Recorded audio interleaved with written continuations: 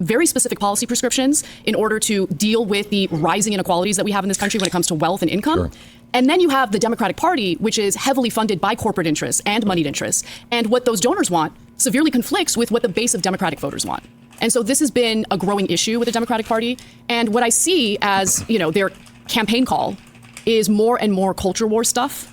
And it gets more and more extreme every election cycle.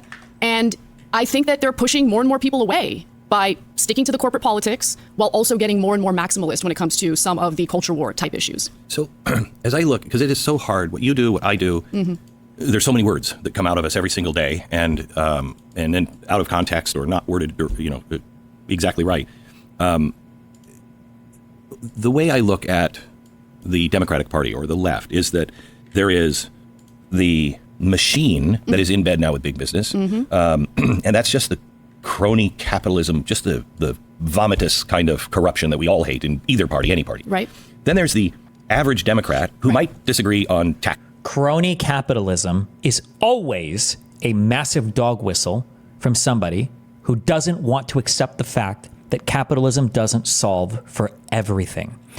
Capitalism allows you to allocate capital efficiently into profit-making ventures with little regard for external damage to society and little regard sometimes for long-term profitability. That's it. Capitalism is not good. It's not bad. It just allocates money efficiently to areas where short to medium-term money can be made. That's it. There are some sectors where this works really well. There are some sectors where this doesn't work. You don't get to call it crony capitalism because you're not happy with some particular outcome. It's just capitalism. The way to stop capitalism from being really bad is with government regulation.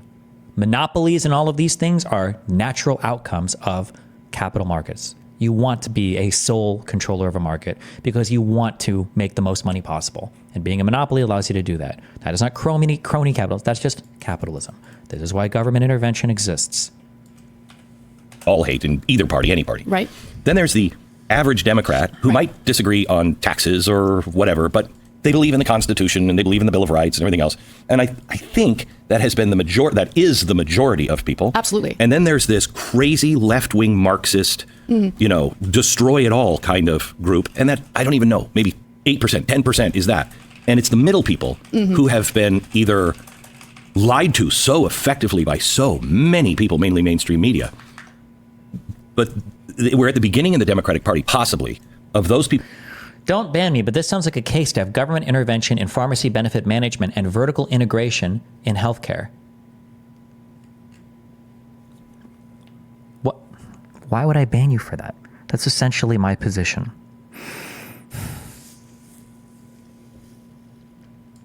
People waking up and going, I don't like either end. Right. Of the spectrum. Yeah, I take a little bit of issue with the use of Marxist in this context because honestly, I think that there's maybe a total of like 5 actual Marxists in this country. In reality, we're talking about individuals whose politics is mostly based on, some fringe issue or some cultural issue that they have.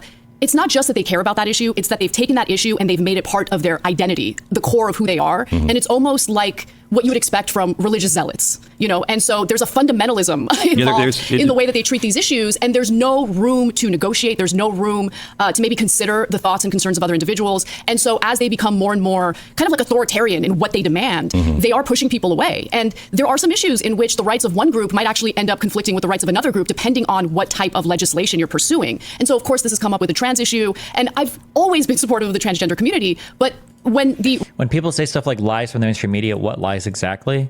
Who knows? You never know. You'll never get to know because none of these conversations are real. This is just theater. All of this is just, we're watching 2 actors on a stage who are saying things to make you feel a certain thing. That's it. There will be no specific policies that are discussed here. There will be no specific examples given for anything. It'll just be the most broad strokes things ever. And both of these people are millionaires giving you media takes without having done any reading research or ability to talk like with substance about literally anything. That's, that's it. Rights of transgender people, particularly transgender women, start to cause some tension with the rights and freedoms of women or the perceived safety of women. Well, let's have a conversation and avoid assuming the worst of the people who want to have that conversation, right? Because I think that in a country like America, where you have so many different people. What kind of mics are they using? I don't know. I don't know if these are the hanging mics. I'm guessing to make something like this work, you have to have a really, really quiet studio, right? Although the studio looks huge as well. So many different backgrounds, beliefs, people of faith. The only way this works is if we respect each other and actually engage in these conversations in good faith. And I felt that the left was able to do that back in the day. And I don't know what happened, but we've moved further and further away from being able to have those conversations in good faith without assuming malice toward individuals who have a slight difference of opinion. So, I mean, well, let me just ask you first. Do you believe in the Bill of Rights? Of course, yes. All of them? I love this country. Yeah, I love this country. I love the idea of this country. I'm not questioning. I just want to know, do you believe in the Bill of Rights as written? Mm-hmm. Okay. That used to be our unum. We could all come together and disagree and live different lifestyles. There's nothing... Who the cares about just the Bill of... Why would that be the focal point? Why would that be the focus of the thing that you care about the most over just like the Constitution and the structure of our government? Why? I know why. It's because you're saying, the First Amendment, Second Amendment. No one even knows what the Third Amendment is. And you know why I say that? Because I don't know what the Third Amendment is. We will get to reading the whole Constitution. I don't even know what all the Ten Amendments are. What is the third one? No soldier shall, in time of peace, be quartered in any house without the consent of the owner. Pff, cringe. Okay. As long as I'm not taking away your rights, you're not taking away my rights. I have a right to disagree with you. We can have conversations about anything and walk away and go, see you tomorrow, Bill. You know what I mean? Mm-hmm.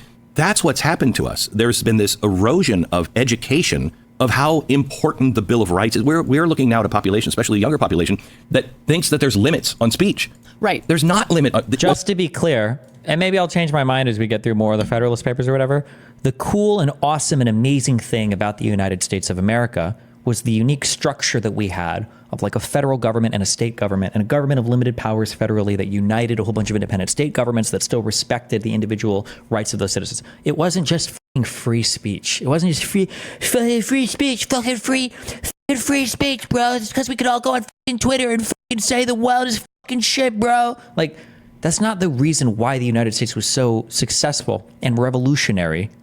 Like as an individual, as a starting country in the 1700s, it wasn't the thing that made us like so amazing.